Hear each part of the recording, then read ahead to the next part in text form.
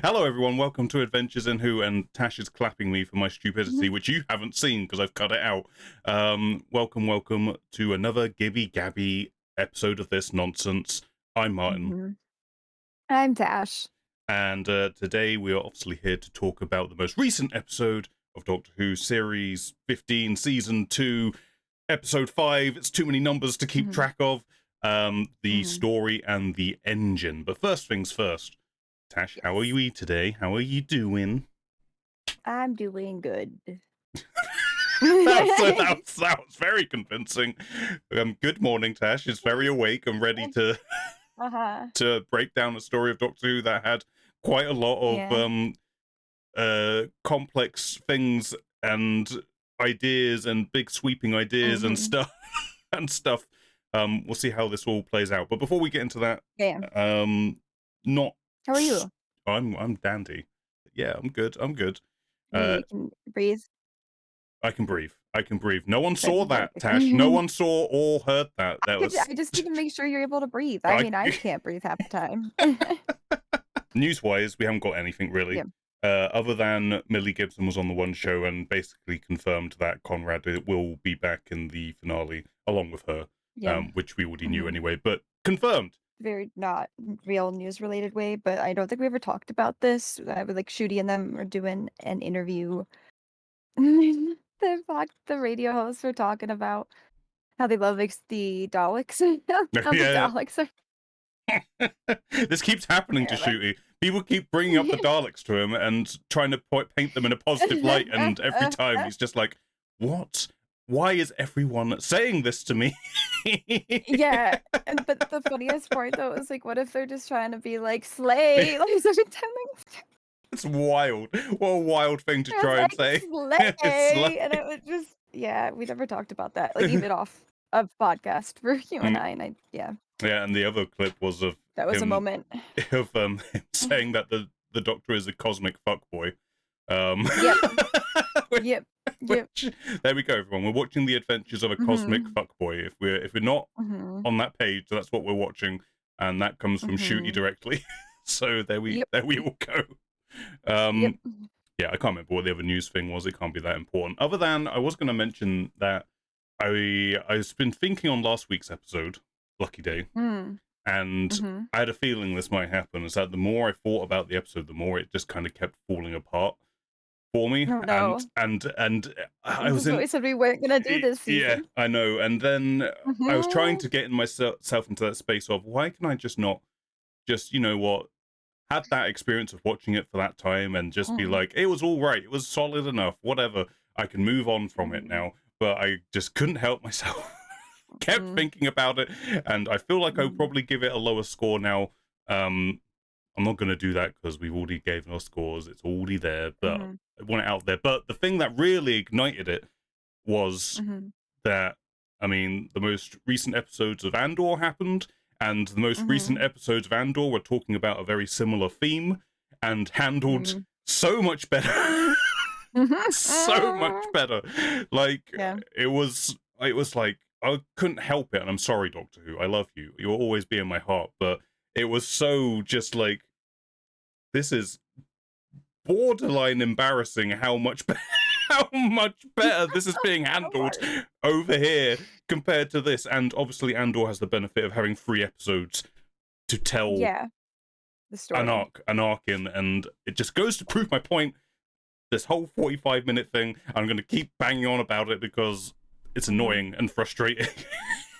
But Not enough time. yeah, not enough time. Anyway, onwards and upwards to what we're Yep. actually here to talk about today. The story and the engine, written by Inua Ellams, directed by Michaela or McCullough, I'm not sure how you meant to say her first name, McPherson. We're over the halfway point of the season. This is in Lagos, a mysterious figure called the Barber rules. The Doctor finds stories hold real power as he confronts the spider weaving a vengeful web. Mhm. Tash. Yes. Yes, yes, yes. What is your initial impressions on the story and the engine? Oh, I love this type of shit. Yeah, go I for it. love it. I love different folklore. I like web weaving is like even this is unrelated to Doctor Who, but like South of Midnight, same kind of concept, weaving of stories and tunes and tellings and like Hmm. deals with heavy topics in not making it the like main forefront, but mentioning it and mentioning like where this culture has a place in that. And both of them beautiful. Hmm. I like Chef's Kiss. I love Yeah. this type of lore. Yeah, I was excited going in. Um, First impression wise, I've watched the episode twice. I watched it yesterday and I watched it again Hmm. this morning. I'm going to be very Hmm. honest. Oh geez. My first impression on the first watch, I was Yeah. completely with it for the first bit, and Hmm. then the middle bit kind of lost me a bit because there was a absolute. There's no way of putting this. There was a fuck ton of information in about 10 minutes time, including Hmm. who the barber is, who not the barber is, what his plan was, the Doctor's relationship to Abby and their past relationship. All of this being Hmm. conveyed to Belinda as well. Hmm. The ultimate goal of the barber. And Hmm. like Hmm. just an absolute truckload of information was dispensed in a very short amount of time, and I'm just like, am I just old? Am I just not am I not TikTok brained enough to take all of this information in a quick way? Because if I, and then Hmm. that kind of and then the ending kind of got lost on me a bit because I was still thinking about the stuff that was happening in the middle and Hmm. all of that. That was my first impression watching it the first Hmm. time through. The Yeah. second time through, I enjoyed it a lot more because I knew what I was getting into, Hmm. and I was able to I just knew what the plot was about. Yeah, yeah, and you're able Which, to follow yes, without being distracted by like there's so many that questions. that's like how Which does there this? are still so many questions to be fair about this Yes, story. there is. We'll get into that. Yeah. We'll get into all of that. But on your note of Yes. just the overall tone of this being about just being about storytelling and the impact of Mhm. storytelling and how those stories are carried forward and stuff. Again, I must echo your thoughts that I love that stuff. One of my favorite shows of all time, Black Sails, is essentially the same thing. It's about stories and how those stories impact people and how what they do with those stories and carry Mhm. them through their lives. And this had that same kind of vibe to it. Um, Mhm. just the impact of stories and all of that good stuff. So I very much vibed with the theme of the episode, and obviously Mhm. the added style of it being through the lens of the culture of Nigeria and Mhm. all of that Yeah. element to it as well, which was something at least in British television you don't see an awful lot of. So Mhm. it's kind of a refreshing thing to sort of see a very different outlook on those ideas and themes. Yeah. I agree. All right then. So Mhm. going through the episode, Mhm. we get our pre-title sequence, which is I think really well done because it's at first when you have Omo there telling his story, you just think it's like an Mhm. artistic choice to have like a Mhm. visual representation of the story that he's telling, and obviously it's about the doctor coming to save a village from a fire and stuff. But then you Yeah. realize, oh no, they can all see this visual thing happening on the wall. So Yeah. it instantly sets up, oh, there's something strange happening here. Yeah. What's Yeah. what is this all about? And obviously, it sets up that the Doctor has a relationship with this guy in the chair. And Mhm. there's, like I say, just weird things going on.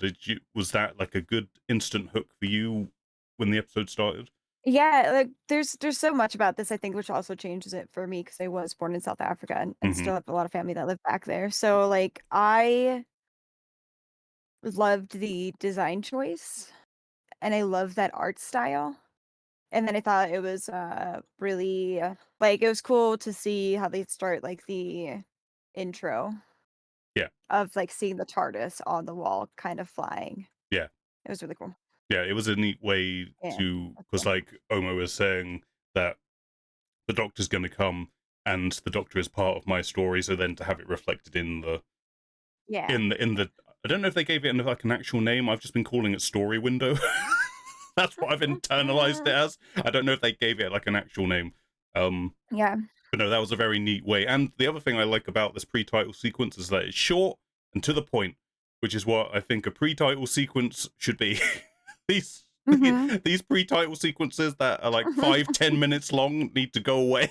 they Mm. Then we cut into the Doctor and Belinda. Seemingly, there's been a bit of a time jump from when we've last seen them. That it seems to give the impression, to me at least, that they've been running around vindicating, Mhm. doing their best to try and get themselves back to present day Earth, and not Mhm. going well. And then the Doctor has a eureka moment. I can go to Nigeria where they have all this communications technology, is what he says. Mhm. But also, he's seems like he's just kind of longing to go back somewhere where he can call home and Mhm. feel safe and de-stress a little bit. I really like these moments, and this one is obviously very personalized to the 15th Doctor and Ncuti. Um, Yep.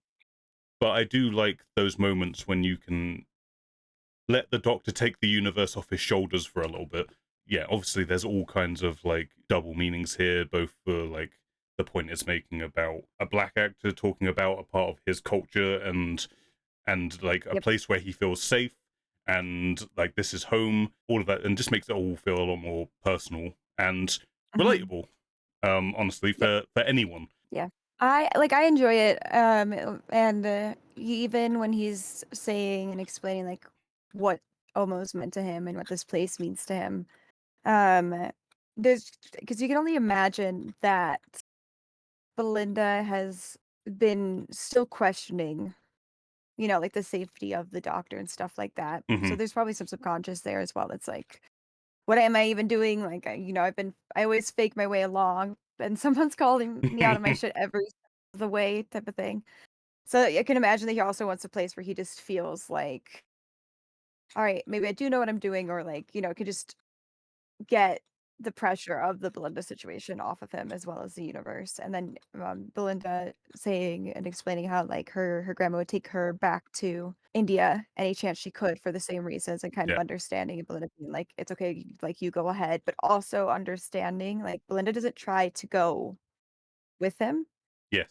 Yeah. And Yeah. so Belinda's kind of like, "No, this is your thing, like, these are your people, these are your home, and I don't want," like, it's interesting and, like, really empathetic of Belinda to be like, "Okay, like, I know I'm in a rush to get home, but you need this, and I know that Mm, you need this, and, like, just don't take too long," type of thing. yeah.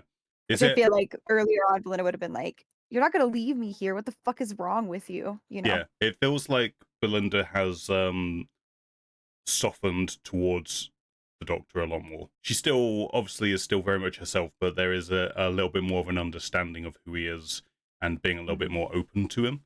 But Yep. Belinda has some very just interesting, I want to say, reactions to things in this episode, which could just be elements of her have like I say, there being a time jump and that she's gotten more used to all of Yeah. the Doctor's world or stuff, or potentially maybe there's more to it than that. That is part of this secret that like destiny entwined whatever nonsense we're doing Mhm. over this season. We'll have to wait and see.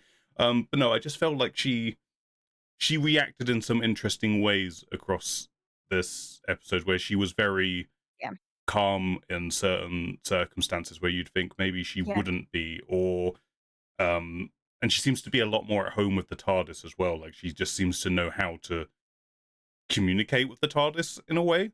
Yeah, Like, and she even pointed out, like, that it doesn't the TARDIS did normally do your hair. So yeah, she knows, like, there's the more intricacies and day-to-day life in the TARDIS for sure. yeah. It's actually, we should also point out, the Doctor specifically says this is the first time I've had this black body, um, Yeah. which gets a little messy and confusing with a certain cameo that that comes up later, where I was like, Mhm.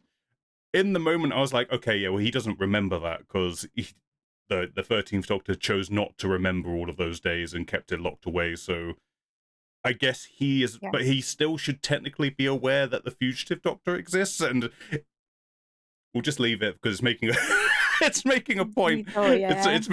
It's making a point in in its own way, but it does feel a little bit.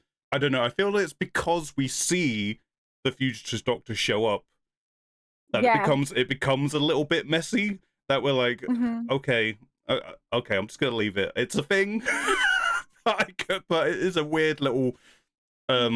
a weird little thing. I But mean, yeah, it could just be that, like, he wasn't able to visit while he was in the other body, so this is the first time he's able this is to true. visit in this specific black body. Yeah, I mean, there's an element that he does bring up, and I don't know if it was him lying to Belinda at the end about the stories may be sort of bleeding out, and maybe that's why. Like the fact that he even recognizes Abby, and we'll get there. It's kind of like, how does he Yeah, recognize like, how Abby? does yeah. That whole thing, but we'll get to that when we get there. But yeah, from there, we have the 15th Doctor exploring the markets of Nigeria, and just like I say, Mhm, having the weight of everything taken off of him for a moment, and it's just a nice moment. It's like I say, it's got that double meaning of, one, you look at it as the Doctor just being able to be free of everything for a moment, and mhm. then there's the double of just getting to see this culture in this light, which we don't ever see, like say in British television. I can't speak for the rest of the world, obviously, but it's very rare that you get to see it from this perspective and just the joy of it. Mhm. Yeah. So that's nice. Like I say, where it comes to the Doctor, it kind of reminds me of like the Fifth Doctor getting to go and play cricket for a bit, and he's just like, I don't have to worry about anything Yeah. for a bit. I can just go play cricket for a bit. Or the Fourth Yeah. Doctor going, we're just going to hang around Paris for a bit because that's fun. Like it kind Yeah, of, let's just take a breather, yeah, you know? exactly. So from there, we get the Doctor arriving at the barbershop, and Mhm. it's the tone does change because there's warning signs, Mhm. there's missing posters. I do wonder Yep. who put up the warning signs. I guess maybe Abby. Maybe Abby put them up because she can freely come and go as she pleases, um, Yeah, maybe. to stop other people Don't mind me getting coming in. wrapped up, I'm sorry. No, I'm getting a little bit chilly. I'm also sitting on my blanket, so it's kind audio listeners, just imagine I'm getting all comfortable. Tash is wrapping herself up like a mummy. I'm getting comfy for story time. It's story time, yeah, of course. Yeah, yeah, It's yeah. story time. So yeah, the Doctor arrives at the barbershop, and he's initially like happy to see Omo, and it's like, oh, Mhm. this is what joy, I get to hang out in one of my favorite places, and especially in this incarnation of myself. It's the place where I feel completely safe, and then instantly put on the back foot where everybody in the room knows more than he does. Yeah. Which I really like. I really like seeing the Doctor just put out of step where he's not the Mhm. person with all the information in the room for once. Like he has to sort of Yeah. run to catch up with everybody else, and Yeah.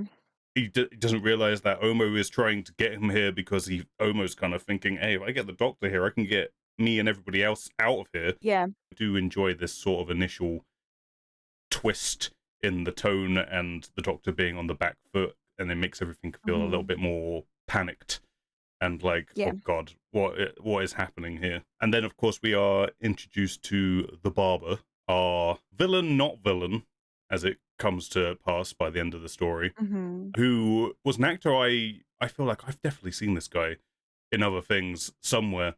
I Mhm. couldn't place him, and so I went to just do a little bit of research, and he's been in a few things. But the thing that stood out to me, and I was like, oh, he's been in Doctor Who before. He was the big lion boy in the episodes with Arya Stark, Maisie Williams, when she was like a midnight robber, during the Peter Capaldi era, where it was showing a shielder when she'd become immortal, and then the next episode it was X amount of years later, and she was like a highway robber person, and she was working for a big alien lion. so so he played the big alien lion in that episode as well, apparently. As I did my Wild. research. Yeah. I did not Um put that together in my brain. but yeah, from here we get the Doctor sort of experiencing the barber, and they have a story about music, the again Nigerian culture, in Yeah. regards to how they live their lives, and the belief of Mhm. music should be a free expression thing, not just a Mhm. thing packaged over and over again. And Mhm. yeah, just a nice touch, sort of wake up call to just Mhm. artistic expression. Like it Yeah, yeah. doesn't have to be a repackaged thing over and Yeah. over again. How are you feeling about arriving at the barbershop and the introduction to the barber and all that stuff. No, I like it, and, like, you can see, like, at first, because everyone's like, "Oh, you said he would come," and at first the doctor's like, you could see, like, excitement of like, "Oh, you're talking about me," you know what I mean? But then immediately kind of knowing, "Oh, crap, something sinister is going on here," and everyone seems to be scared Yeah. and wondering where he saw, like, Abby from. Just, the actress that plays Abby did such a good job because just the shade that was thrown in that moment is, like, so accurate and beautifully done, and, like, yeah, just Yeah, I do always yeah, enjoy when we have allusions to things that the Doctor's done off screen, yeah, um, and where he may or may not have fucked up in the past. yeah, I do enjoy that stuff. Like I like it. It makes the Doctor and by association the whole universe feel bigger and like more stuff has happened that we've never mhm, seen, and I do enjoy that. I feel like some people might get frustrated by those elements of like, wait, there's this whole thing that we never saw and we don't have any real information about, and mhm, that can be, I guess, frustrating for people. But I kind of enjoy it when there's this mystery of, oh, the Doctor got up to some shit that we didn't see. And yeah, yeah, so as this is going on and we sort of learn that the barbershop is currently existing in two places at one time, which I mhm, love. I love that's like a super Doctor Who idea. Like this, there's this magic thing, not magic, it's a sciencey thing, but it feels like magic. yeah, But around yeah, the door frame that allows this barbershop to be coexisting in two separate places at the same time, which is a mhm. just a fun concept. But every time it activates, an alarm goes off in the TARDIS, and the TARDIS is just like, what the what is this? What is going on? What's going on? And Yeah. Belinda's just like, my eardrums are bleeding. Can you explain? Yeah. Can stop shouting at me, TARDIS, and Yeah. explain to me what is going on. But no, I do like that this whole opening is super Doctor focused, Mm, especially since it feels like it still feels like, even now, even though this season has been much better with it, it still feels like we've not had a lot of the 15th Doctor, considering he was absent for 2 episodes last season, more or less, and he's been absent for 1 episode this season. So it was nice to have something that was very focused on him and be like, yeah. and very particular to this version. Whatever's going on is being fueled by the stories that these men are telling in this barbershop, and it has something to do with this mysterious barber. Abby is Mhm, assisting in this. We're not sure what the goal is, but mhm. Omo is desperate for the Doctor to tell a story because he thinks that the Doctor's story would charge up the engines of whatever this thing is, and Yep. maybe they could be free to go. And then a great twist is the Doctor going, "Oh, you want me to tell a Doctor Who story to fuel this engine? No, actually, Mhm. I'm gonna tell a story about Belinda instead." Yep. Which I think, because even I, as it was setting this whole thing up, I was kind of Yeah. expecting like, oh, he's gonna tell a story about pick a monster out of the hat, or like Yeah. whatever you may expect it to be. Which But they kind of like it's easy to believe that too because he goes up to the window and he's like, "Daleks, yeah. Cybermen," and then nothing happens, and he's like, "What the fuck? Listen to me, The window. fuck?" But no, I really like that Um, sort of mhm, changing of expectations where he decides to tell a story about Belinda, which I assume is a story that Belinda told him. mhm. I don't know if it came up in one of the other episodes, if she's mentioned this previously. I can't remember. I thought it was nice. It was a nice way to show Belinda's strength of character and why the Doctor is such a fan of her, despite her being like, "Can you get me home?" Yeah, I don't- definitely, yeah. um, so yeah, that was it was a nice um nice shift of expectations, and we kind of, later on in the episode, we kind of get our Doctor telling the Doctor Who story anyway. So we get the cake and we get to eat it Yeah. ultimately. Um, I yeah, also noted, like, in this part specifically, like, while he's telling the story of Belinda, the images are not in the same art style. yes, yeah. Yeah. It's all just like they're watching an episode on the TV.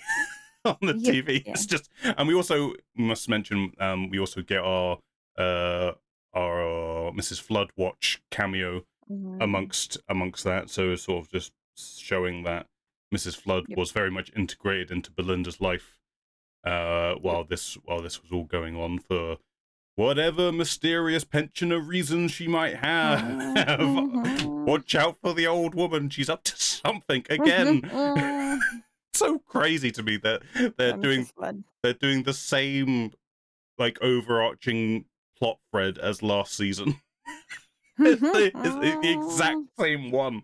It's fine, It's fine. probably. It's probably going to be fine. We're going to be optimistic Yeah. about this. It will have a Mhm. conclusion and something. But no, Yep. I really like that story about Belinda. It's very heartfelt and sweet. And, Doctor's right. Like, it's like a story which holds power because it's about sacrifice, kindness, and all of that good stuff.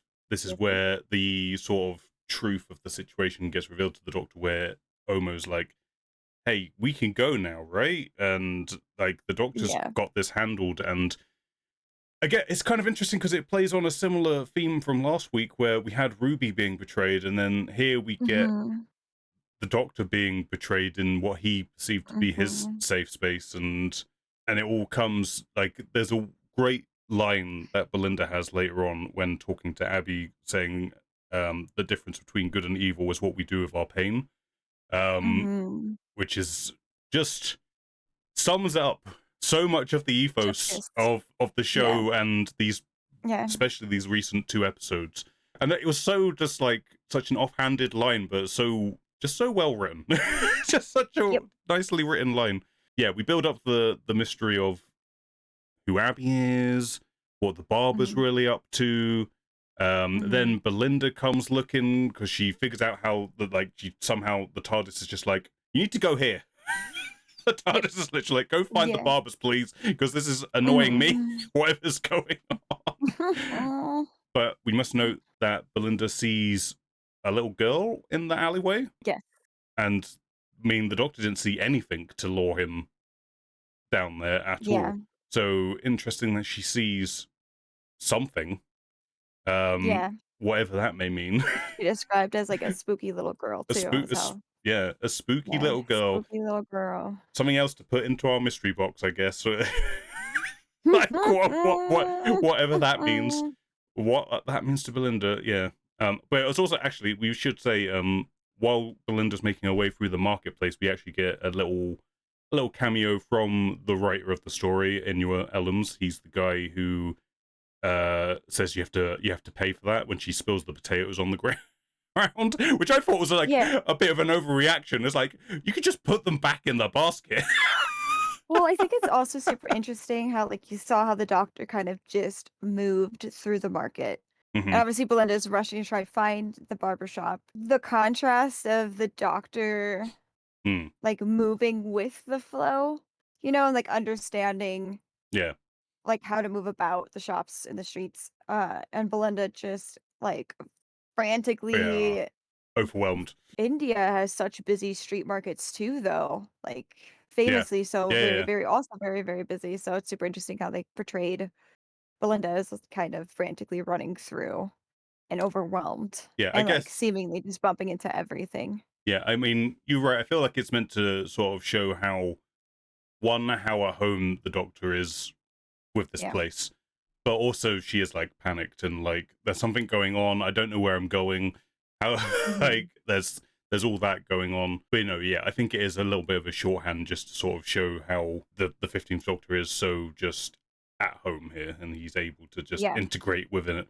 So yeah, we get Belinda showing up, and this is kind of where I was alluding to on my first watch through of this, where we just get Mhm. a lot of information dispensed to us quite quickly. I definitely have a better understanding of it now, but, well, do I? 'Cause I'm still a little bit. I get.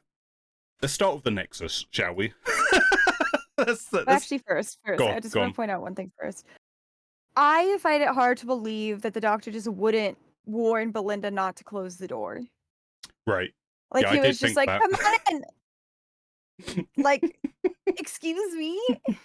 Or just any of them. Like, just. No, they were just like seemingly so. I think that's my one thing. If someone held the door, like obviously the door has this mechanic where it slams shut, Hmm. but if someone just like put their foot through the door and the door's still open, Yeah. can the other people get through? Yeah, that is interesting because Because it's open. yeah, they say like they have like Abby and the barber have access to the Yeah, to door. go in and out as willingly as they want. So yeah, it's weird But if the doctor could open it, it just didn't lead to the yeah, spot. it just led back Yeah. to the big mechanical spider.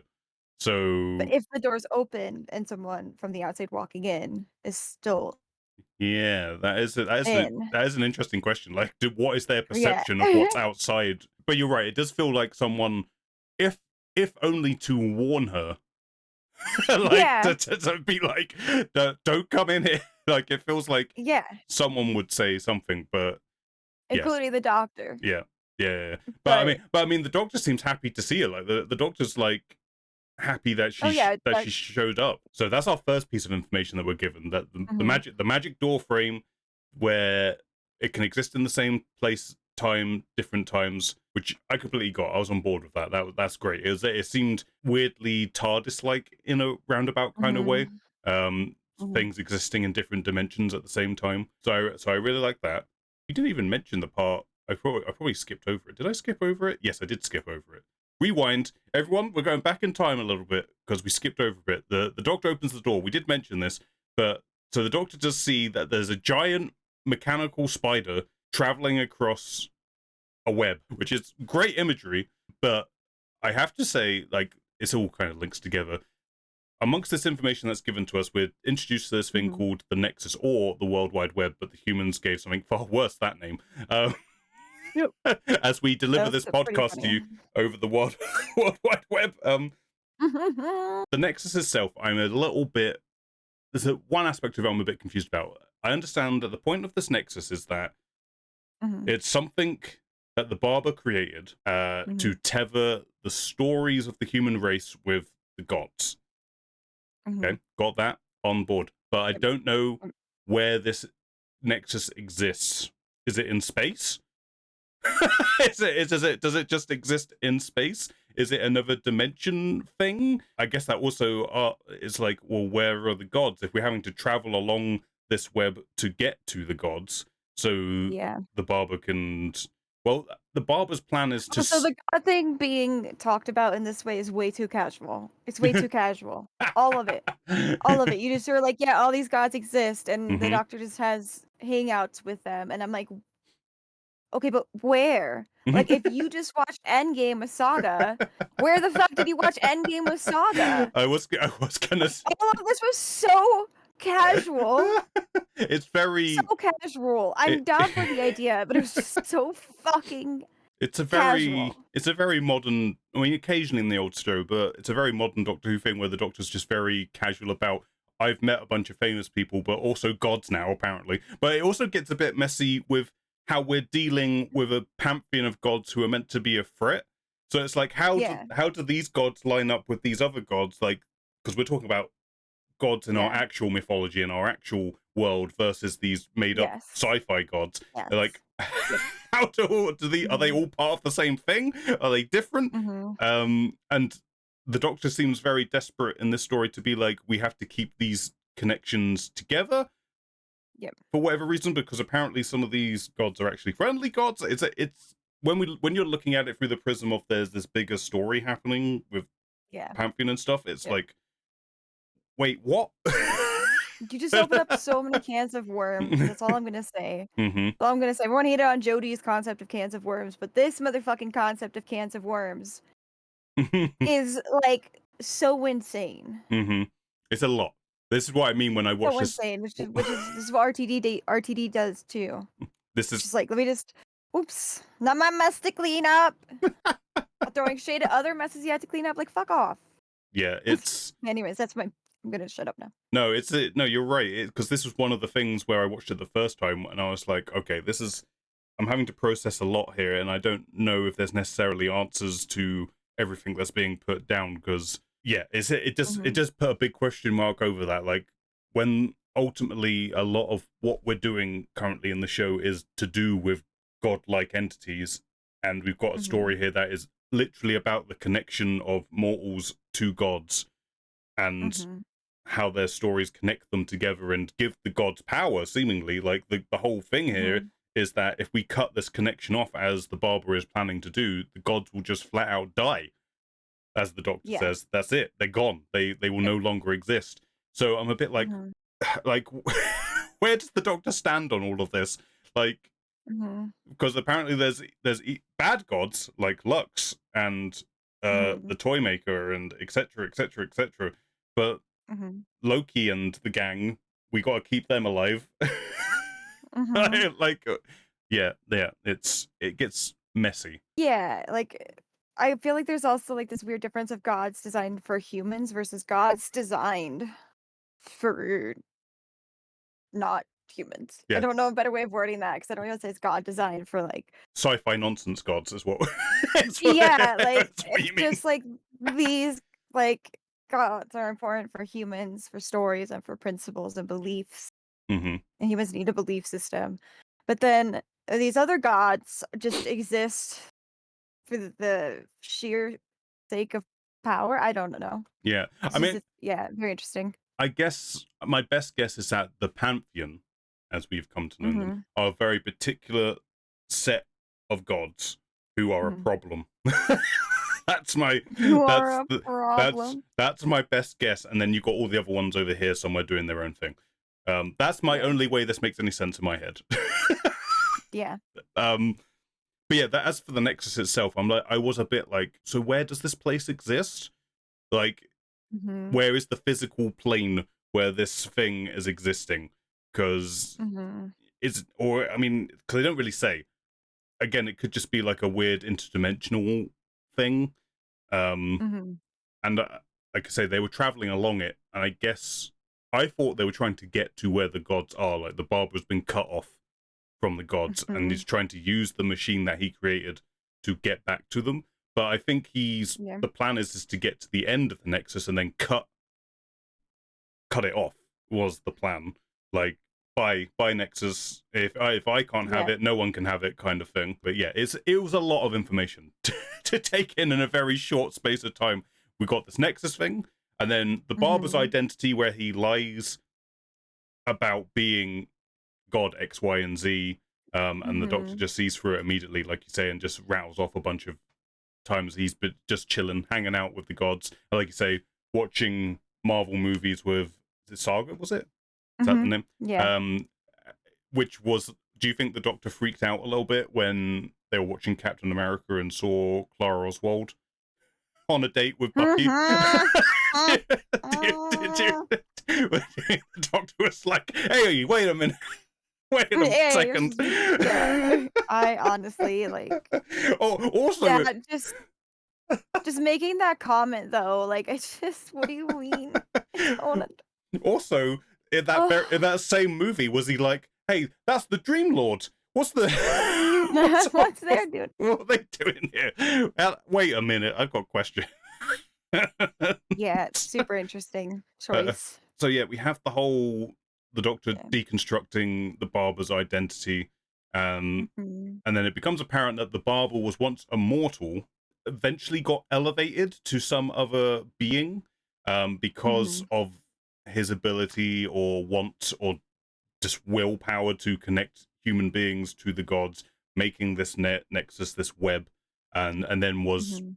outed by the gods Mhm. at some point and wasn't allowed to take credit for the creation of this thing that gave the gods their power, essentially. He describes it as being the one who stood behind the gods.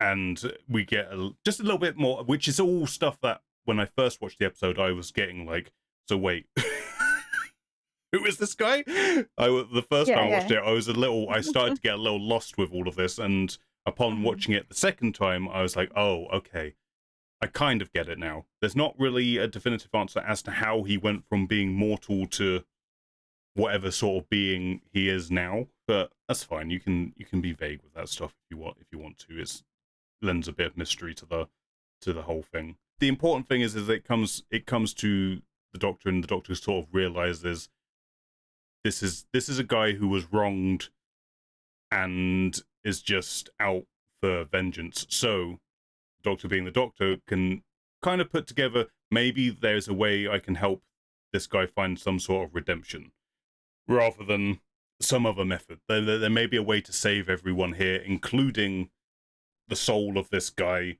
who Mhm. is hell-bent on vengeance, and Mhm. there's another way around this potentially. But then on top of that, on top of that, we get the revelation of Abby being the Yeah. daughter of one of the gods who was trying to sell her off as a bet to the Doctor at some point in the Yep. Fugitive era, where we Yep. get our 2.2 cameo of Joe Martin coming back in. Yeah, how would you feel about the Fugitive Doctor's cameo? Like when it happened, what was your initial reaction? I was just like, "Ah, there she is.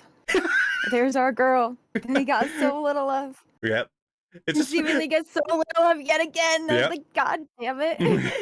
It's just the Give me continued. more. It's just this continued. Like this is why I had such a issue with the Timeless Child and just everything that came from it. It was just like, well, thank you for like setting a bunch of stuff up that you're never going to do anything with. Thank you so much for that. And Mhm. as much as lovely as it is to see Joe Martin again, as wonderful as it is, because she's great, a wonderful performer, but ultimately Mhm. it's just another cameo of her like spilling tiny little bean, and that's all you get. Yep. So thank you for just can't think of another way of putting it as cock tease to something potentially interesting, but we're never actually going to see unless you go and get the Big Finish audio dramas where they're doing some Joe Martin stuff over there. Yeah. But who has time for all that? quite frankly. Um, Yeah. um, Also, I don't think we talked about this. I meant to note it, but go on. then brain went burr. The spooky little girl, Mm. because I'm also rewatching it, is Captain Poppy from Space Babies. I don't know if I can take that. Oh god. Wait, but wait. I don't know. Don't hate What me. the no, why would Belinda see that? That's like oh my god. I don't want to tie space babies into the bigger picture. I Okay, all right, all want to right. avoid it as much as possible. Okay, all right. All I right, don't moving on no swiftly. more farting spaceships. Everyone else can look this up for themselves and just see what they want to feel about this. uh Martin knows the pain this brings me to. but yeah, just for me, Yeah, upon seeing the Fugitive Doctor show up for this yeah. cameo, and the Doctor recognizing that Abby was someone that he left behind, Mhm. while he was busy with some other stuff going on, apparently, and it was Yeah, kind of an unfortunate, from the Doctor's perspective, it was an unfortunate thing where there was nothing that they could do in the moment. They were tied up with something yeah. else, and it is They something. were a fugitive. Yes, yes, Yes. and but so it mentioned it earlier. It does bring up the point of what does the Doctor remember? Yeah, Like the Doctor remembers the Future Doctor purely because they were shown them, yeah, and met them, but they shouldn't yeah. remember the adventures that the Future Doctor had. Yeah, like, isn't it never mind. I feel like it's to nev I don't know, like, Yeah, I'm now questioning everything because 'cause aren't those memories stored like in, like, a stopwatch? yes, they're in the watch, which the Yeah, 13th Doctor purposely yeah, threw down deep inside the TARDIS where she would never find them. She made the and now they're bleeding out. she made the choice to not remember those times because she had become confident in who she is right here, right now. She didn't need to know this past life that she may have led. Yes, Um, yes, she was just like, yeah. I know who I am. I'm the Doctor, basically. I have an unhinged theory. Yeah, it's just you have another unhinged theory. Are you gonna share your unhinged theory? Yeah, Go I on, go am. for it. Go for it. Okay, so it's deep in okay, this I don't think listen, it's unhinged for a reason. Leave me Mm-hmm. alone, people. Leave me alone. I will never share my other unhinged theory if I was not right about it, but we all know the TARDIS has a mind of its own. Yes.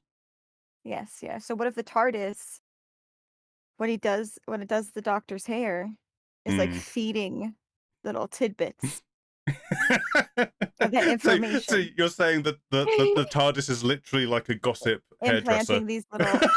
implanting these little things of like, "One day you're gonna need to remember though, and I don't know if I trust you to have the power or willpower to fully remember, so I'm just gonna like you can't tell me it's more insane than collecting stories from hair cutting to power a spider on the Nexus, alright? I mean, I That's my could, unhinged theory. I mean, I could go with like, I could, I because know it's obviously true. we know that the Doctor and the TARDIS are like linked in some way. There's Yeah, some sort of like relationship, yeah. psychic relationship going on there. Even though the episode does nothing to substantiate this, but I could see that upon the Doctor seeing Abby, the TARDIS like just tickling his brain just enough to go, you know, this person, you've had a past experience with this person, and it might prove useful to know right now. I can see that. Headcanon it if you like, I guess, if that I'm makes it easier. headcanoning the TARDIS whispers secrets during the hairstyles. Whispers, oh no, it's the well, it's the midnight monster.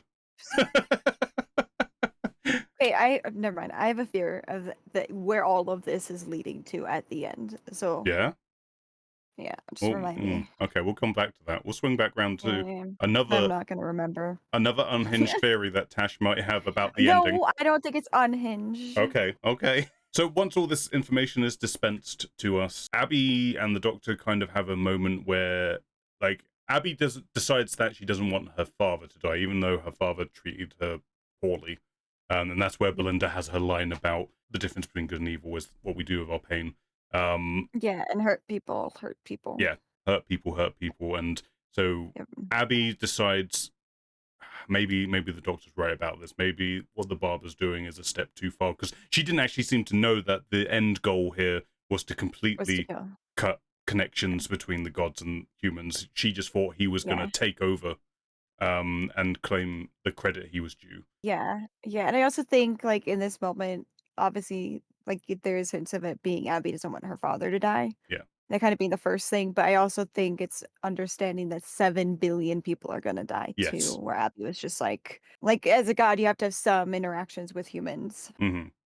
and they have to have some value. Which again is a big Yeah. lore moment for the Yeah. show to sort of say Yeah. that the human race is linked to whatever these gods may or may not be, so much so Yeah. that if they lose connection, not just the gods will die, potentially all the people on the planet would either die or they become Mhm. disillusioned, and whatever impact it may have, it would certainly have some kind of impact. Which I don't know. I don't know how people will feel about that. All in all, Yeah. I don't really Yeah. feel like I know how I feel about that either, and it probably will never get mentioned ever again. In the show. Like it's Yeah. What if these gods are toys for the pantheon gods, ah, and humans are the toys for those gods? there's a food chain, is what you're saying. Yeah. Yeah. Yeah. I mean, Yeah. maybe it's Just like, what's interesting. stopping these gods from stopping the pantheons? Like, if they wanna protect Earth so bad It's a and good eat question. humans, It's a very good what yeah, question. Like, like what is the what's going on? relationship? What is the relationship between all these gods that we're getting thrown at? Is it like Moon Knight and they have council meetings?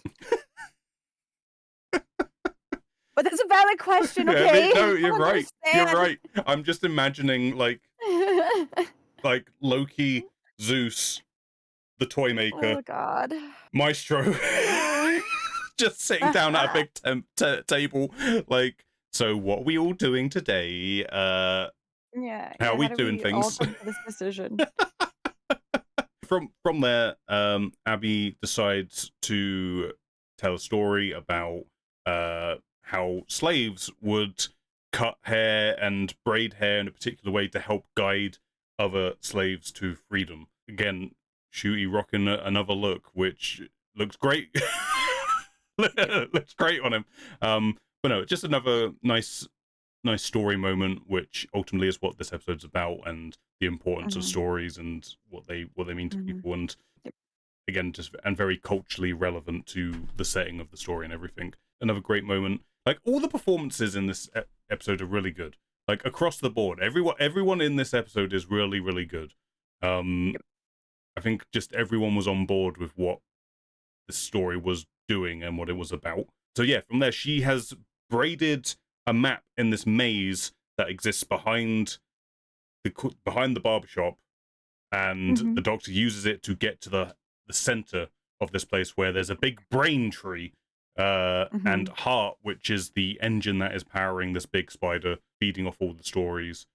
And the Doctor connects himself to the heart Mhm. of this thing and basically takes control of it and is threatening to explode the big spider if he doesn't let everyone out. Well, he's going to explode it either way. It's just up to you Yeah, yeah. whether or not you let everyone else out, including yourself. And I'm Yep. willing to roll the dice that that is not what you want. Yeah. Your beef is with these gods, not with these people. This is they're just an ends to the a means to the Yeah, end or yeah. whatever for you. Like, You I think we see that a little bit too of, like, the hint of, them like, I think we see a little bit of Abby's care for them by bringing them food and also yes, his care for them by letting Abby bring them food. yeah, yeah. Yeah. It's seeded in neatly that there is an element of empathy for, like, he doesn't seem hostile towards any of these people. Like No. he's He's just like, I have to do this thing. yeah, That's unfortunate for you." and yeah, I think that's what the Doctor recognizes. Like Yeah. he sees someone who isn't actively trying to harm humans. He's not Yeah. he doesn't want that. He doesn't really want that. It's just he's blinded by what his end goal is. But yeah, from here we get the moment we thought we were going to get earlier, where we get the Doctor Who clip show, where we get to see everyone Yep. and hear everyone, Yep. and it's one of those times, baby, where the Doctor saves the day by telling how long his story is, because we've got that a handful of Yep. times over the years at this point. Um, I guess probably the most notable one that people will remember is the Rings of Akaten, with Matt Smith sort of reeling off his Mhm. adventure to this giant sun. I think some people will say that Doctor Who kind of uses its legacy a little bit too much in the new show. But in the context of this story, I felt that it was appropriate because the whole thing is about stories, and Yeah. the Doctor is just using his story Mhm. to win the day, and it felt appropriate to the theme of the whole episode. And I really Yeah. liked how they put it, like how Shooty's, like the 15th Doctor put it, like, I can hear all of their voices inside me still. Yeah. I thought that was a really nice way of sort of, because that's something about my fascination with the show is this being who has had all these different faces, all these different voices. How does the most recent one kind of exist with all those previous ones? Like, what is that like in your Mhm. head? And I Yeah. and I Yeah. and I really liked how it was explained in this episode that I can hear all of their voices still in my head, um, Mhm. and I'm like the sum of everything that they've been through, and yeah, it's just a Mhm. nice moment. Whilst I do agree sometimes the new show is a little bit too self-aware and a little too leaning on its past. On this particular instance, I was like, this is how you use that. Mhm. This is the perfect time to Yeah. utilize it in this context. I really like, I think it was a good way to kind of show a nod to who the Doctor is to new fans. Mm, 'Cause you have to kind of show this a little bit to hook in the new generation who is like, ever so not present. I feel like is the best way I can word it, of, like, mm, they're always gonna be distracted, and I feel like it was a good way of being like, here's, like, something that we're not gonna spend too much time on because we know, like, attention span is low." yeah, But I think it was also a good way of, like, kind of teasing the other doctors of, like, "Oh, I wonder what that story was about, or that story was about." Maybe call to them to, like, actually learn more about the Doctor and watch those doctors yeah. and see those stories. I think like some of the audio lines were really like well chosen as well, because you had Mhm. Peter Capaldi doing the bit where you don't know who's going to get hurt when you fire that first shot, which is extremely appropriate for what the barber's doing Yep. in this context. Mhm. And then we get Peter Davison doing "I'm definitely not the man I used to be," which is just relevant Mhm. to the 15th Doctor sort of expressing like, I'm not exactly who I used to be, but I am still all those people internally and all of that. All that. So just good choices of snippets to use, Yep. which thematically lined up with what was happening. So yeah, we get some redemption. The Doctor does what the Doctor does on his best days, where he's able to reach out and like there's redemption for you. So it's nice to let him have that moment. It's nice for him to Mhm. do the age old line, does the doctor make people better? That's the goal. Yeah. And Yeah. and in this instance we get to see that happen. Um Yep. so yeah, I really like that. I really like that for his doctor. I really liked it for the story. Yeah. I'm happy that the barber survived ultimately. I because I feel like Yeah. it could have been really easy for it to end with him sacrificing himself or whatever else, whatever way you could Yeah, like, normally. who am I gonna be without this? Which is a stark fucking contrast from last week's episode Yeah, with right. Conrad. Yeah, like it is like the polar opposite. Like last week we got the Mhm. doctor being like, I don't know if Fuck you. if there is any redemption for you at this point. Like you've Yeah. gone so far off the deep end Yeah. with your beliefs versus this guy who he sees there's hope for you if you're willing to take it. You just have to Yeah. you just have to do it. Yeah, I like that. It's nice to see Yeah. that and get to see that side of 15th Doctor and how he does that. Yeah. Yeah, I'm happy. I'm ultimately happy with the resolution of the whole thing. I like that it resolves with stories and their importance and what they mean to individuals, and that our villain is redeemed in a very Doctor Who-y kind of way, in a way that really only Doctor Who can do, um, Yep. which is nice. And then Abby gets a sense of like she gets some closure to whatever this past Yeah. event was that we didn't get to see. Maybe the Doctor didn't mean to wrong me. I was just caught up in my own version of vengeance and anger, Yeah. and I could now let that go. Yeah, it's just a nice, refreshing. At the end of the episode, it's just very nice. Like everyone can take their out breath. Everyone can breathe Yeah. again. Yeah. Yeah. Just a Yeah. nice happy ending. Omo gives him his father's name to use Yeah. because he's like, "I don't even have a name for people to, like, trust a business on." And so it was all just like, we just saw what bitterness does, so we're just gonna be excited to be out of this ship and never, like, fuck it, like, Yeah. I mean, because even the that was super doctor, interesting. even the doctor is like bitter towards Omo for a little bit, and Yeah. and the again with the themage of the episode being about Yeah. redemption and maybe Mhm. not holding on to those grudges a little Yeah. bit. Yep. So everyone gets that little moment. Everyone gets that little moment of letting go of something that they felt hurt by, betrayed by. Other than Belinda, but I mean, Belinda is very much kind of to the side a little bit in this story because the story is so focused on the Doctor and his Mhm. experience and everything. I mean, I Yep. still think she was great here. Seemingly less questioning the doctor too, which I feel Yes, like shows that, like, time gap as well. yeah, Either that or it's just, like, a one-off situation and she's back to questioning everything the doctor does. yeah. Like Next week. when the Doctor's like Yeah. Belinda now, like she just knows To the go. signal. Like she Yeah, she yeah. knows Yep. this is when we're about to kick things off, so you know what to Yep. do, kind of thing. Yeah, I think that's all my notes. I think that's everything. I just put story window is cool. Doctor on back foot. Doctor's past with Abby, and I made a note of Belinda's quote and Marvel watching the Marvel movies.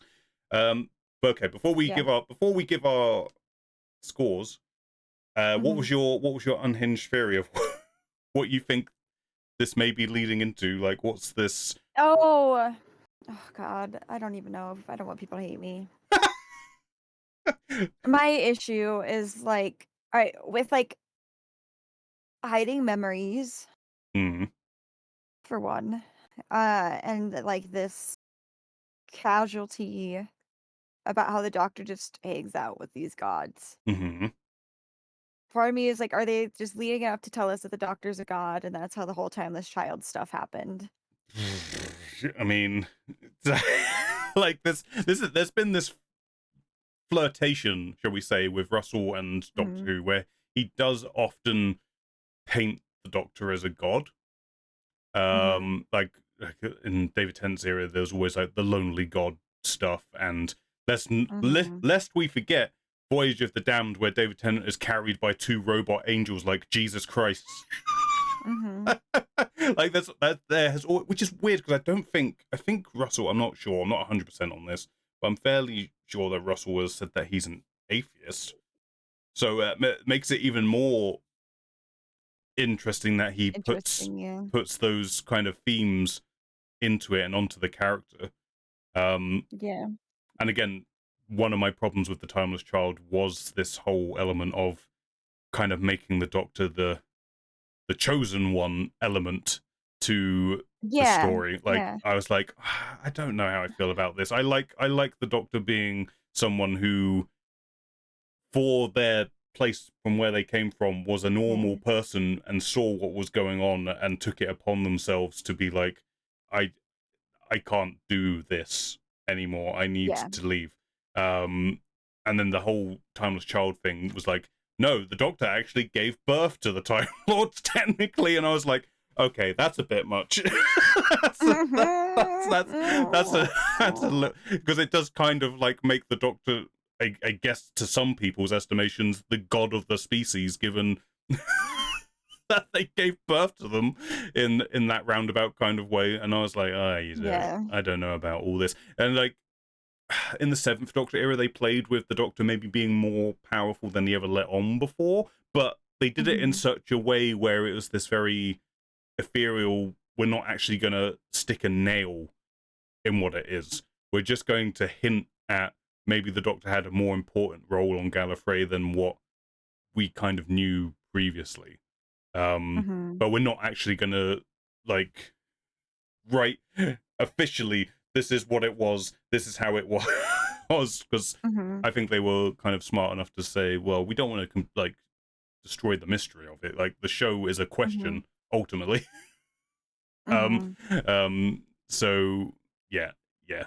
I can see where you're coming from with, does the Doctor Like, I line up? mean, like, it's one thing for it to be, like, hinted at, it's another thing for it to be confirmed. I just Yes, have this fear that it's going to be confirmed. yeah. Especially because in the first season with Shooty, like Russell was very much running with the orphan aspect Mhm. and was very much like, no, this the Timeless Child stuff, it all happened. Like Yeah. we're not just getting rid of that. And then again here, having Joe Martin show up again, Mhm. reaffirming that we're not forgetting about that stuff. Mhm. It's still there. So Mhm. I can see where you mean. I can see what you mean by that. And I think some people will Mhm. love it I mean, because I can see, like, I didn't the Timeless Child stuff when I was watching it, like, mm, I was able to go into it with an open mind. It's more so my fear for, like, I can't I don't know if I can get down with it fully, but, like, I can see it and be, like, okay with it. mm. I just my fear is the outlash from the entire fandom again, and then Doctor Who doesn't get touched for another 5 to 6 to 10 years, and then it's just like, Yeah. Anyway, as for the story and the engine, Tash, what are you giving this? How many spiders are you giving this out of 10?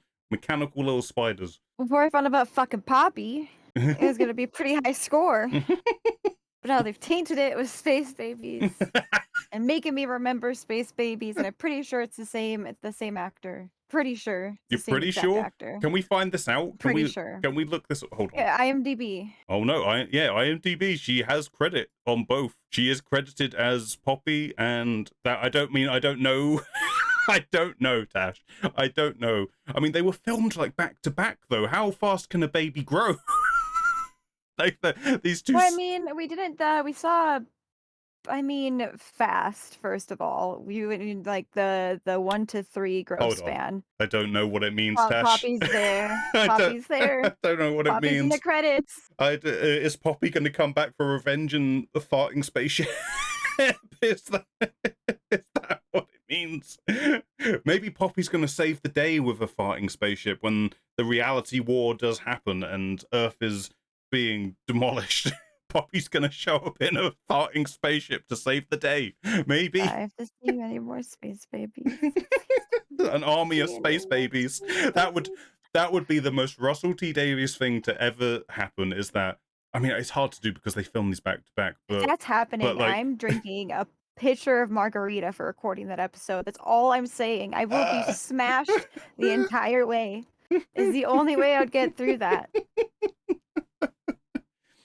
So that would be smashed at 9 a.m. too. Like, I just open the bottle of wine and stick a fucking straw in. Vibes. I mean, I should also say that It's we my own mentioned personal beef though, so I won't let it affect the score, but I think no, this yeah. Well, first things we were first. no that sorry, yeah, go on. First things first. We'll get to this. First things first. Removing the poppy of it Yeah, all. This yeah. whatever that might mean and what that means for Belinda. Mhm. Yep. Yeah. How many mechanical spiders out of 10 are you, are you giving this one? 7.5, and it would have been an 8, except I just feel like the god stuff is too casually thrown around here. Right. I think yeah. I get you. Like, yeah, yeah, I think it could have been an like, yeah, I don't know.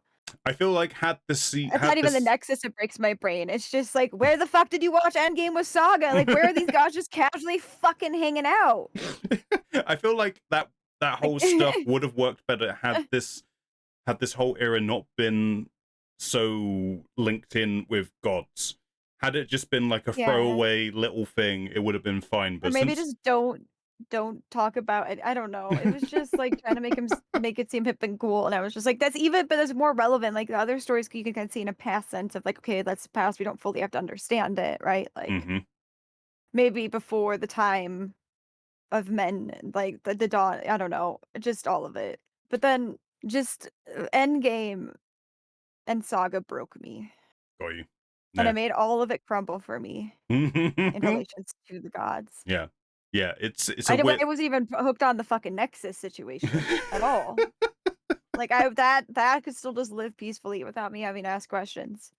But yeah, I think that's the only reason I have to give it a 7.5. It was good. I'd definitely watch it again. I yeah. loved that, like, I loved the folklore. I loved what they were doing with it. I loved Yeah. the ending specifically for Abby's chef's kiss. Abby did such a good job. hmm All of them did a good job, but like Abby was just like you see kind of leaves feeling empowered Yeah. instead of bitter. So just I took note. I was meaning to do this, but I've taken note of our scores for every episode, so I kind of know where Mhm. we're at. So this for you, this is the same as Lux. So just to give everyone a rundown, just to keep everyone caught up. So for the Robot Revolution, I gave that a 6.5. You gave it a 7. Mhm. For Lux, we both gave it a 7.5. For the Well, we both gave it 8. For Lucky Day, I gave it a 7. You gave it a 6.5. However, like I said at the start of this, I feel like I would drop my score if I was to rescore it because I've been just dismantling that episode in my head for the last week. And 7.5 for this one for you. There's so much in this story that I do really like. Having talked to you about it now, and Oh specifically god. that middle segment is so there's so many ideas being thrown around at once, Mhm. and it is messy. I feel like it is. There's just too much dots being pointed in different directions, and like what does this all mean, and how does it all relate to one another? And it's a Mhm. lot. It's a lot. So yeah, I do definitely feel like I have to take some points off for that messy middle bit. Again, can come down to, I mean, even though this episode ran for like 48 minutes, ooh, 2 extra minutes. Ooh, what a treat. And a minute of that was credits, probably. So, yeah, I feel like it is that. It is like trying to jam a lot of information into a real short space of time is the real issue. But ultimately, it does affect the whole thing. So, I definitely liked it more than last week. I'm gonna say that for sure. Given that my official rating for last week was a 7, even though it probably isn't that anymore, I'm gonna have to come. I'm gonna have to come with you up to 7.5, just to make the distinction. I definitely like this one more than last week. If you could change last week's score, what would you change it to? Probably maybe a 6. Fair enough. Yeah, maybe a And then 6. this would have been? Probably no. I mean, I'd probably still keep it.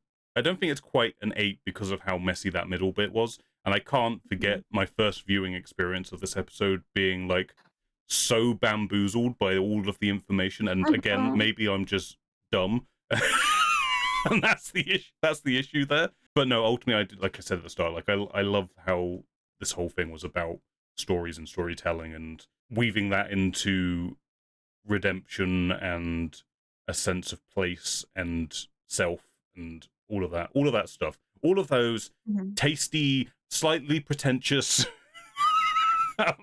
things that you get from that kind of storytelling. Yep. So yeah, I did enjoy all of that stuff. Like what I think is to be the main point of this episode, the main thing it's trying to get across, I did genuinely really enjoy. It just kind of gets bogged down mostly by the minutiae of the bigger picture of the gods stuff and all of that. That's the only thing that kind of holds it back. And again, the runtime. I know people are probably very bored of me saying that over and over again every single week, but Mm-mm. if it's an issue, it's an issue. and I'm gonna bring it. I'm gonna bring it up. Shooty was great here, like I said, seeing him on the back foot to begin with, like trying to catch up with the information, kind of just like I was, like trying to catch up Mhm. with everything that was Yeah. going on, and it all slotting into place for him, and then him actively taking the choice. There's a way not only to save the people trapped here, but there's a way to save you as well, and Yep. I believe I can do that. It's just a Yeah. great hero moment for him, and yeah, like obviously the nostalgia gets me because I'm an old fan, and if you put Tom Baker looking up dramatically in a modern day production of Doctor Who, that's gonna get me to some degree. It probably Yeah. shouldn't, but it does. Mhm. Okay, yeah, that's the story and the engine. There are no tears this time. Sorry, was There are that? no tears this time. Yeah, I was thinking about this. I was like, no, I Mhm. don't remember him crying in this episode. Yeah. Not even a happy cry version. It was Nope. all. There was a couple of like, it got a little like, maybe he's good. No, he's holding it in. He's No. holding. Yeah, yeah, yeah, yeah. Aw. Yeah, I no, I feel like maybe that was part of it. I just felt like he was like super focused as to how Yeah. to solve the problem in this Mhm. episode, which I just enjoyed. But yeah, okay, so next time, Tash, it's the one we've been Mhm. waiting for, folks. Uh, it's, I the, will be having daytime cocktails it's the I think to record that. is it the Intergalactic Song Contest? Is that what the episode's called? It's the most expensive episode in the show's history, we are told. More expensive than the finale. So what that means and how that's gonna go, I guess we'll find out. I will be drinking when we record this next week. Well, they're talking about, like, the stories that he's been collecting for the Nexus. Mm. You see the snippet of the Oh movie yes, cinema. So, like, how? yeah, and the Who spaceship. gave that story? Yeah. Yeah, Belinda. Who gave that story? Belinda, are you more involved than we know? Is there some timey-wimey nonsense going Okay. on? What if Mrs. Flood isn't my other unhinged theory, and Mrs. Flood is a story collector and then goes back to the barber and it was, like, feeding this to throw off the gods to then destroy humanity? Yeah, this is true. I mean, her being Mrs. Flood being the god of stories is something that's been theorized and thrown around. I think that would make sense. I mean, I'm going to be very honest. I've kind of put the who is Mrs. Flood question out of my mind to a certain degree because I'm just like I'm just going to go in with no expectation of who this could be, so I can just be like, okay, that's what we're doing. um I'm not going to be disappointed by what I think was going to happen, if that makes any sense. Yeah, yeah. But yeah, I so just have my unhinged theory that has nothing to do with who Mrs. Flood is as, like, an actual person. I can't wait for it to be true.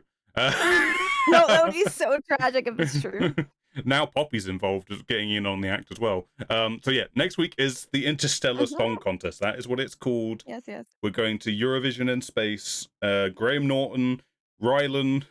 I mean, the next time trailer, it did show a very dramatic shot of everyone in the stadium apparently getting launched into space, which was like, okay, I guess some shit's going down at this song contest, I guess. I'm just trying to think, what could the threat be? Like what like what is going to happen at the Interstellar Song Contest that leads to Doctor Who spending a lot of its budget on it? You know what I mean? Costumes, honestly, Yeah, maybe. probably. Maybe there's the costumes, and there are going to be songs like I said last week. The rumor mill is that apparently Murray has written 4 songs or something for this. I don't know how true that is, but just be prepared. That's all I'm saying, everyone. Just be prepared for songs, and I'm gonna say it. Probably the Doctor and Belinda saving the day through song. You know, like I feel like that is definitely on the cards. Or, like, PTSD flashbacks. It's gonna be the Goblin song. It's gonna be There's Always a Twist at the End remixed together. If there are motherfucking sunglasses, I am gonna Yeah, flip every yeah. table. My theory that the Doctor's going to play the Vindicator like a guitar. This could be the time. This could be the moment that it happens. I feel like everyone is waiting for this episode with like bated breath. It's either going to be the most ridiculous, stupid thing we've all ever seen, or it's going to be amazing. I don't think there's no in between with this. I think like the most disappointing thing for all of us is if it is incredibly mid. You know what I mean? I either want it to be so unhinged, terrible that it's entertaining, or it's amazing. I want it to be one of those two. Tash, if I you're have if fear in you're my heart. if you're listening to the audio version, if you just so you know, as I describe this, Tash's face is one of dread. Oh God. Yeah, I guess That's we'll how wait and I see. feel. Oh my god, why is Captain Poppy in this episode? Martin, am I why is Captain Poppy in this episode? I thought I was done. Every episode of this season, I've been like, it's not space babies. It's not space babies.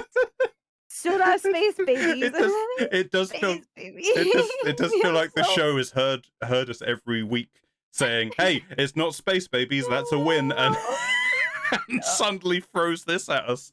Oh I my. have lost so much faith with that small little bit. I know that sounds ridiculous, but no, like, I'm like, I'm waiting for the shoe to drop. Oh, It's stressing me the fuck out I get you. that the shoe's gonna drop.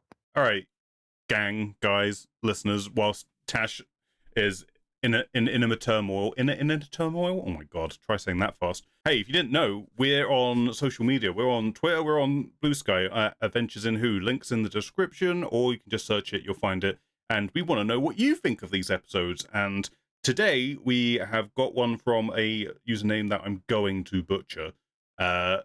Madonna Hugh is how I'm going to say it. Another fantastic story full of great characters. Shooty was excellent, and that cameo was wonderful. My headcanon is now that 14, as part of his post-giggle rehab, opened the watch. Oh. That's, I mean, Mm. we were talking about Interesting. headcanoning it, and Yeah. Yeah, that so makes sense a little bit. that is if you're going to headcanon it, that is a version where I can see that making sense, that in his Oh, for sure. healing period, he decided now's the time for me to know that bit of my life. Again, it just begged the question of the bi-generation, like, how does this all work? Does the 14th Doctor still die and regenerate into the 15th Doctor at some point? Is there 15 Doctors running around? We'll never have answers to this, by the way, everyone. Just so you know, I'm just putting it out there. We're probably never going to have an answer to that. But I think that My is god, did David Tennant send Captain Poppy? David Tennant, check out. the 14th Doctor's like, yo, Captain Poppy, I got a job for you.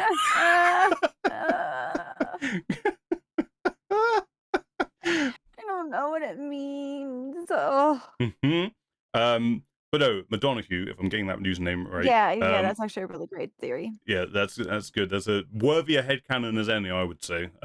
It can make sense. Better than better, Air better than the TARDIS being a gossiping hairdresser, just whispering to the Doctor, like, "Hey, did you hear about this? That may be your life. No spoilers, of course, but it might have been a part of your life." But no, everything else you said, I agree with. God, I would have killed. So yeah, sorry. You're still on this. No, just gonna say I agree. Chewie was excellent here. The cameo, even though it was literally 2 seconds, like, wonderful to see Joe Martin again. But ultimately, it's like, are we ever going to do anything with this, or are we just going to Hey, Joe continually Martin, tease it? please And thank you. yeah, I guess Yeah. we can technically say it's almost a multi-Doctor story we got this week. Yeah. But no, yeah, I agree that I, for the most part, very much enjoyed this week's episode. We obviously just have to slightly overanalyze and nitpick and stuff because we're doing a podcast. It's part of our remit to do so. But no, thank you for getting in touch. Appreciate that. Appreciate that. Tash, you were going to say something. What did you need to get off your chest before we wrap things up today? No, now it's gone. Just again, I can't. For anyone listening, the Tash has been slowly encompassing herself in her blanket as she thinks harder and harder about Captain Poppy, what this could all mean.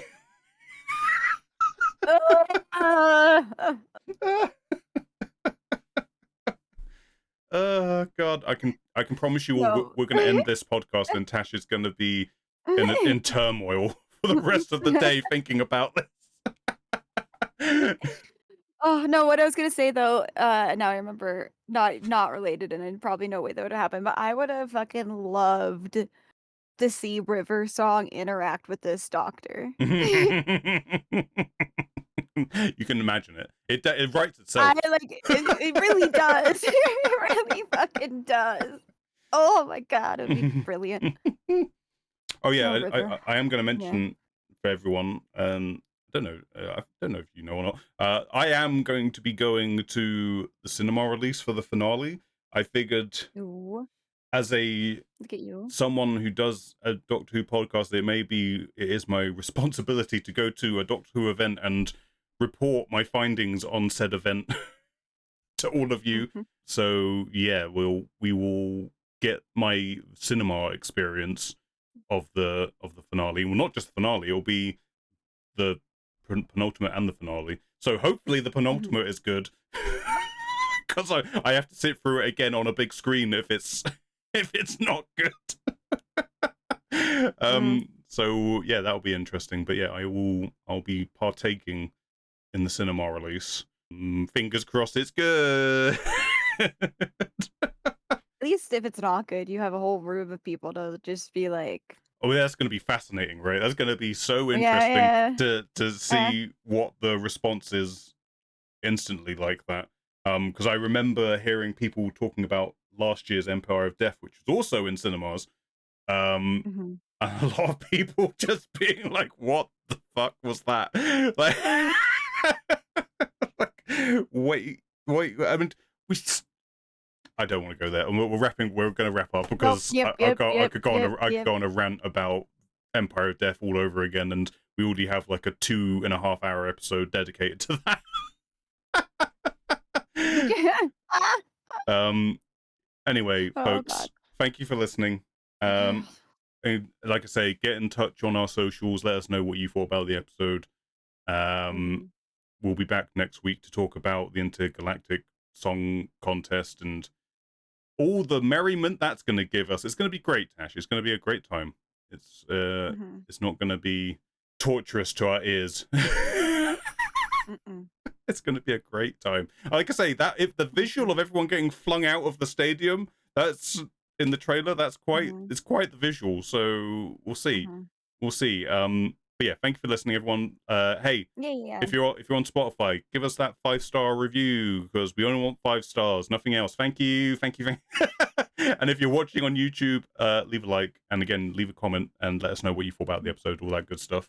Until then, though, until next time, everyone. Thank you for listening / watching. Goodbye. Farewell. Just think of Tash as she crumbles and thinks about Crumbling, Poppy. crumbling.